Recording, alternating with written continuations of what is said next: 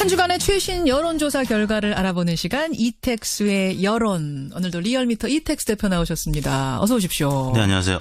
지난밤에는 막 천둥치고 번개치고 이랬잖아요. 네. 그 천둥 번개가 막 치는 그 순간에 저한테 여론조사 결과를 카톡으로 보내주셨어요. 네, 그렇습니다. 그 시간까지도 사무실에 계시는 거예요? 11시에도? 밤 11시? 어제는 주일이었기 때문에 주일 밤에는 재택근무. 재택. 네. 그 천둥 번개를 뚫고도 네. 결론을 가지고선 만들어서 오늘 가지고 오신 그 여론조사 결과를 알아볼 텐데 먼저 김현정의 뉴스쇼 의뢰로 조사 스페셜 여론조사가 2건이 있었어요. 네. 첫 번째는 베를린 선언. 그렇습니다. 네. 저희가 문재인 대통령이 독일 방문 중이던 지난 금요일 7일에 조사한 내용인데요. 전국 19세 이상 성인 9,682명에게 접촉해서 최종 505명이 응답을 완료, 5.2%의 응답률을 나타냈고요. 무선 전화 면접과 유무선 자동 응답 혼용 방식이었고 표본 오차는 95% 신뢰 수준에서 플러스 마이너스 4.4%포인트였습니다. 예. 다음과 같이 질문을 했는데요. 문재인 대통령은 북한 체제의 보장과 한반도 비핵화, 항구적 남북 평화 체제 구축, 한반도 경제 협력 구상, 이산가족 상봉을 비롯한 교류 협력 사업 등 대북 정책 기본 방향과 몇 가지 대북 제안을 포함하는 이른바 한반도 평화 구상을 밝혔습니다. 굉장히 긴데 이렇게 설명을 다 드렸어요. 왜냐하면 네. 베를린 선언이 뭔지 자체를 잘 모르는 분이 많기 때문에 이러이러한 거다라고 설명을 드린 후에 선생님께서는 문 대통령의 한반도 평화 구상에 대하여 전반적으로 어떻게 생각하십니까? 이렇게 물었는데요. 예. 두 가지 의미가 다 담겨져 있습니다. 하나는 방향에 동의하는지 여부하고 또 하나는 실현 가능성이 있는지 없는지 여부를 한 문항에 다 담아봤는데요. 예. 첫 번째 보기는 방향에 동의하고 실현 가능성도 있다. 그리고 두 번째는 방향에 동의하지만 실현 가능성은 없다. 예. 또 세 번째는 방향에 동의하지 않지만 실현 가능성은 있다. 마지막으로 방향에 동의하지 않고 실현 가능성도 없다. 이런 보기로 물었습니다. 그러니까 문재인 대통령의 베를린 선언이란 건 제재도 제재지만 평화가 같이 가야 한다 이런 거거든요. 그래서 이산 가족도 만나야 하고 네. 교류 협력 사업도 계속해야 되고 이런 내용이 담겨 있어요. 그러니까 이 방향은 동의해도 힘들 거야. 실현 네. 가능성은 의아해하는 분도 계실 수 있고 또 두 개 다 찬성하는 분, 둘 다 반대하는 분도 계실 네. 수 있단 말입니다. 어떻게 결과가 나왔나요? 방향에 동의하고 실현 가능성도 있다. 두 가지 모두의 긍정한 응답이 42.4%로 가장 높았고요. 42.4%가 방향도 맞고 실현도 될 거다. 네. 그리고요. 두 번째는 방향에 동의하지만 실현 가능성은 없다는 의견이 23.8%로 두 번째를 기록했고요. 예. 방향에 동의하지 않고 실현 가능성도 없다. 두 가지 부정한 응답이 17.2%로 세 번째로 나타났고요. 방향도 그 방향 아니고 네. 대화와 제재 같이 가는 거 아니고 실현도 안 될 거다. 17.2%. 방향에 동의하지 않지만 실현 가능성은 있다는 의견이 5.3%로 네 번째로 나타났습니다. 그래요. 그러면은 일단 방향에 동의한다라고 보신 분만 합하면 한 66.2%가 방향 맞다. 네. 하지만 여기에서 이제 실현 가능성까지 묻게 되면 3분의 1 정도는 갸우뚱? 그렇습니다. 실현은 어려울 거야. 이렇게 보시는 거예요. 어떻게 분석해 보셨습니까? 그리고 또 실현 가능성만 본다면 47.7%가 실현 가능성이 있다. 또 41%가 실현 가능성이 없다. 오차 범위 내에서 6.7%포인트 실현 가능성이 있다고 응답을 했는데요. 실현 가능성만 또 따로 떼서 질문을 하셨군요. 네. 예. 한 문항 이제 두 가지 척도를 다 담아봤습니다. 예. 여하튼 방향성에서는 3명 중에 2명이 동의해서 66.2%가 긍정평가를 했고 다만 실현 가능성은 북한의 입장이 지금 워낙 변하지 않고 있기 때문에 오차 범위 내에서 실현 가능성이 있다는 의견이 소폭 높게 나타났습니다. 이게 어느 당을 지지하는가에 따라서도 좀 결과 차이가 있습니까? 그렇습니다. 동의 반대 이 부분만 본다면 민주당 지지층이 동의가 84%로 가장 높았고요. 정의당 73% 두 번째로 나타났습니다. 국민의당 지지층도 59.1%로 나타났고요. 바른정당 58.2%로 높았는데 다만 자유한국당 지지층에서는 이와는 반대로 동의하지 않는다가 62.6% 동의한다가 32%로 다른 정당과는 다른 입장을 나타냈습니다. 그렇군요. 여러분은 어떻게 생각하세요?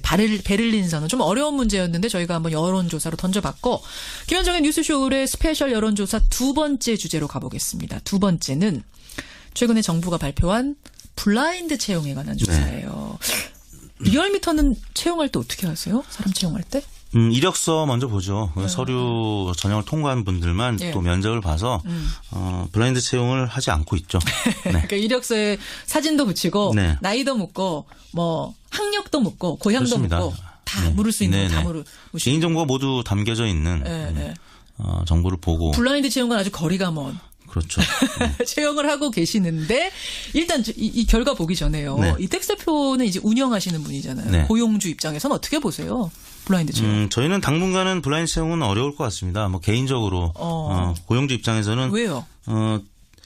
이 직원들이 뭐 지금 한 20-30명 정도밖에 안 되는데 네. 그중에 사실 한 명만 또 잘못 채용을 해도 회사에는 큰 영향이 있기 때문에 여러 가지 면들을 꼼꼼하게 보고 채용하는 편이거든요. 그래서 아직까지는 실천을 안 해봤습니다만 좀 그런 면에 대한 두려움이 있습니다. 고용주들 입장에서는 블라인드 채용이 쉬운 건 아니라 이런 네. 말씀이시군요. 선뜻 아무것도 안 보고 채용한다는 게. 네. 그렇지만 일반 국민들 여론은 다를 수 있어요. 그렇죠. 어떤 결과가 났습니까? 이렇게 물었습니다. 최근 정부는 입사 지원서의 출신 지역과 학교, 나이, 사진 등을 기재하지 않고 면접에서도 묻지 않는 이른바 블라인드 채용을 공공기관과 지방 공기업에 전면 도입하기로 했습니다. 예. 선생님께서는 이와 같은 채용 방식에 대해 어떻게 생각하십니까? 이렇게 물었는데요.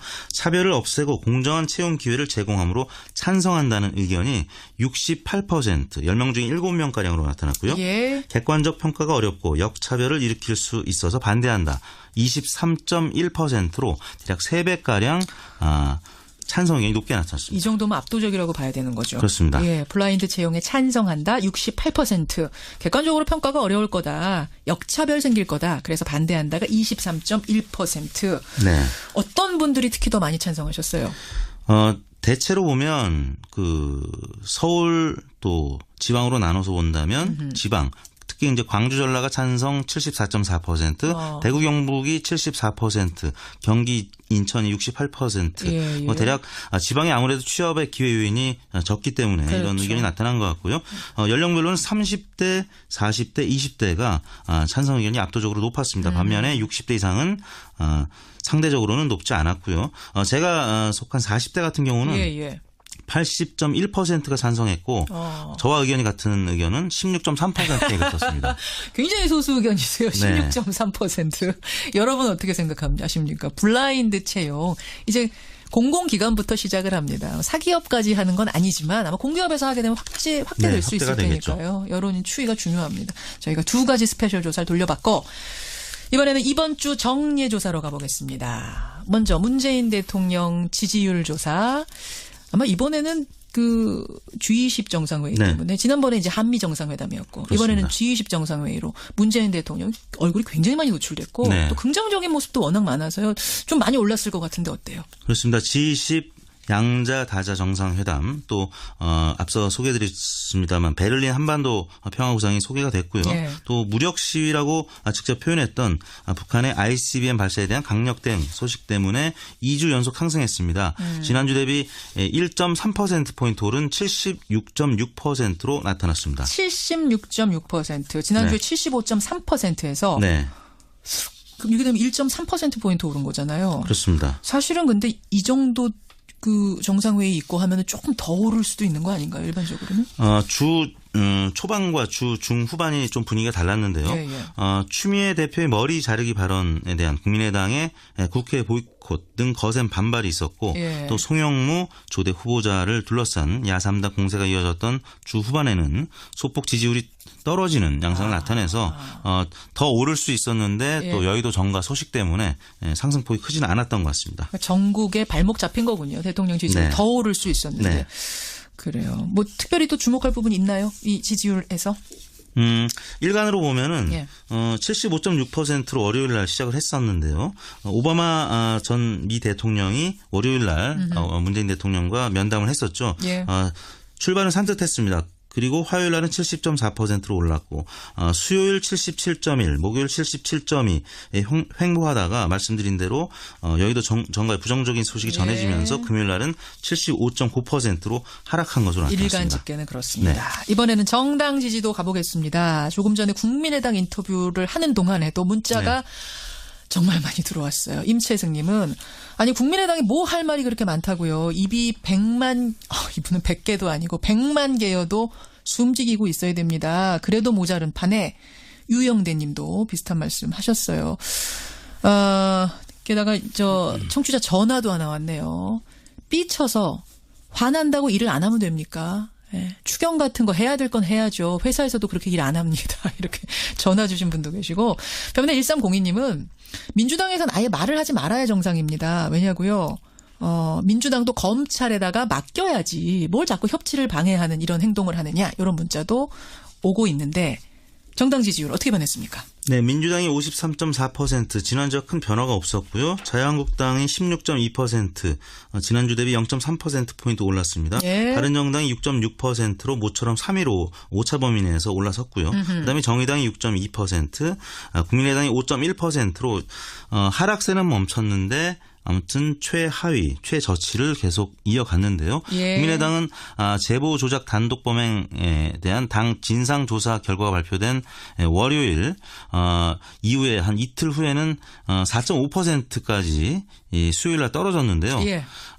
추미애 민주당 대표의 머리 자르기 발언이 있은 다음부터는 소폭 반등을 해서 5.1%로 마감이 됐습니다. 여전히 최하위입니다. 네. 정의당, 바른정당보다 낮은 5.1 기록하고 있는데 다만 지난주에도 5.1. 네. 더 떨어지는 것만 지금 살짝 멈춘 상태. 네, 일간으로는 4.5%까지 떨어졌다가 다시 머리 자르기 발언 때문에 좀 반등한 근데 것 이게 지금 같습니다. 어제의 그 구속영장 청구는 안 들어간 거잖아요. 그렇죠. 반영이 안 된 거기 때문에 네. 지금 어떻게 됐을지 구속영장 청구가 또 어떤 결과를 만들어낼지는 조금 더 봐야 될 것 같습니다. 네.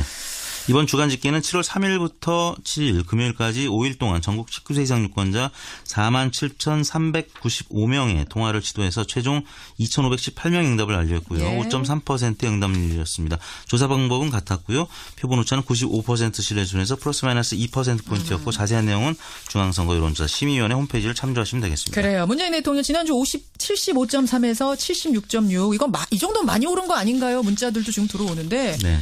예, 사실은 올랐죠. 지난주부터 2주 연속으로 상승하는 겁니다. 다만 더 많이 오를 수도 있었다. 이 부분을 지적한 거고요. 네. 예, 여러분의 의견도 고맙습니다. 그리고 이택스 대표 네. 지금도 비 많이 와요, 밖에? 제가 올 때까지는 좀 많이 오는 왔어요. 편이었습니다. 예, 잘 뚫고 가시기 네, 바랍니다. 수고하셨습니다. 네, 감사합니다. 맞는데요. 예. 첫 번째 보기는 방향에 동의하고 실현 가능성도 있다. 그리고 두 번째는 방향에 동의하지만 실현 가능성은 없다. 예. 또 세 번째는 방향에 동의하지 않지만 실현 가능성은 있다. 마지막으로 방향에 동의하지 않고 실현 가능성도 없다. 이런 보기로 물었습니다. 그러니까 문재인 대통령의 베를린 선언이란 건 제재도 제재지만 평화가 같이 가야 한다 이런 거거든요. 그래서 이산 가족도 만나야 하고 네. 교류 협력 사업도 계속해야 되고 이런 내용이 담겨 있어요. 그러니까 이 방향은 동의해도 힘들 거야. 실현 네. 가능성은 의아해하는 분도 계실 수 있고 또 두 개 다 찬성하는 분, 둘 다 반대하는 분도 계실 네. 수 있다. 한 주간의 최신 여론조사 결과를 알아보는 시간 이택스의 여론. 오늘도 리얼미터 이택스 대표 나오셨습니다. 어서 오십시오. 네, 안녕하세요.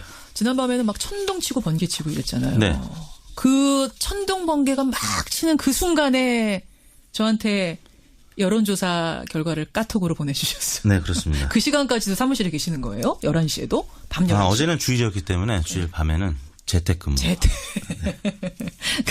그 천둥 번개를 뚫고도 네. 결론을 가지고선 만들어서 오늘 가지고 오신 그 여론조사 결과를 말입니다. 어떻게 결과가 나왔나요?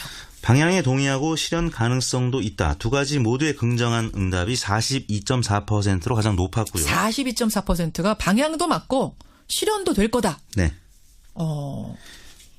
그리고요. 두 번째는 방향에 동의하지만 실현 가능성은 없다는 의견이 23.8%로 두 번째를 기록했고요. 예. 방향에 동의하지 않고 실현 가능성도 없다. 두 가지 부정한 응답이 17.2%로 세 번째로 나타났고요. 방향도 그 방향 아니고 네. 대화와 제재 같이 가는 거 아니고 실현. 평화체제 구축, 한반도 경제협력 구상, 이산가족 상봉을 비롯한 교류협력 사업 등 대북 정책 기본 방향과 몇 가지 대북 제안을 포함하는 이른바 한반도 평화 구상을 밝혔습니다. 아유, 굉장히 긴데 이렇게 설명을 다 드렸어요. 왜냐하면 베를린 선언이 뭔지 자체를 잘 모르는 분이 많기 때문에 이러이러한 거다라고 설명을 드린 후에 선생님께서는 문 대통령의 한반도 평화 구상에 대하여 전반적으로 어떻게 생각하십니까? 이렇게 물었는데요. 예. 두 가지 의미가 다 담겨져 있습니다. 하나는 방향에 동의하는지 여부하고 또 하나는 실현 가능성이 있는지 없는지 여부를 한 문항에 다 담아봤습니다. 알아볼 텐데 먼저 김현정의 뉴스쇼 의뢰로 조사 스페셜 여론조사가 두 건이 있었어요. 네. 첫 번째는 베를린 선언. 그렇습니다. 예. 저희가 문재인 대통령이 독일 방문 중이던 지난 금요일 7일에 조사한 내용인데요. 전국 19세 이상 성인 9,682명에게 접촉해서 최종 505명이 응답을 완료, 5.2%의 응답률을 나타냈고요. 무선 전화 면접과 유무선 자동응답 혼용 방식이었고 표본 오차는 95% 신뢰 수준에서 플러스 마이너스 4.4%포인트였습니다. 예. 다음과 같이 질문을 했는데요. 문재인 대통령은 북한 체제의 보장과 한반도 비핵화, 항구적 남북